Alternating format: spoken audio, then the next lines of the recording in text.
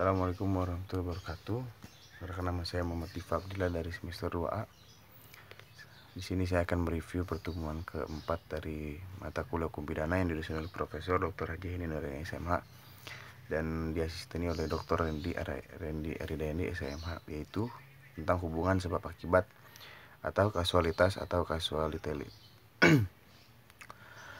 Adapun teori-teori ajaran sebab akibat atau kausalitas, yaitu pertama teori conditio sine qua non atau teori ekivalensi atau teori syarat mutlak atau Benningus teori. Itu tiap syarat adalah sebab dan semua syarat mempunyai nilai yang sama.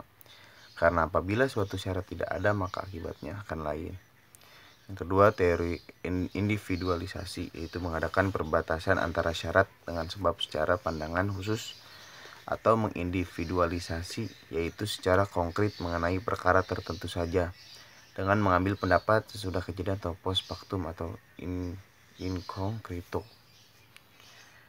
Lalu yang ketiga ada teori generalisasi. Teori ini melihat peristiwa sebelum kejadian atau ante facto atau in abstracto, yaitu serentetan syarat yang merupakan perbuatan manusia dapat menjadi akibat dari suatu peristiwa, yaitu dilihat dari perhitungan yang layak atau pengalaman hidup yang umum terjadi. Lalu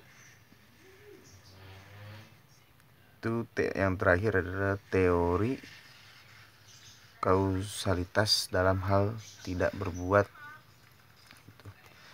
Muncul dalam delik omisi dan delik komisionis per omissionem commissa, yaitu delik yang dilakukan dengan cara tidak terbuat. Terhadap hal ini ada beberapa pendapat, yaitu pertama, tidak mungkin orang yang tidak berbuat akan menimbulkan akibat atau pendapat IPA. Pendapat ini tidak dapat dipergunakan dalam IPS, khususnya ilmu hukum pidana.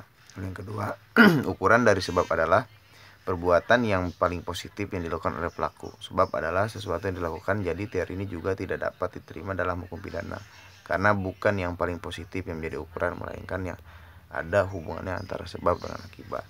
Sekian review. Assalamualaikum warahmatullahi wabarakatuh.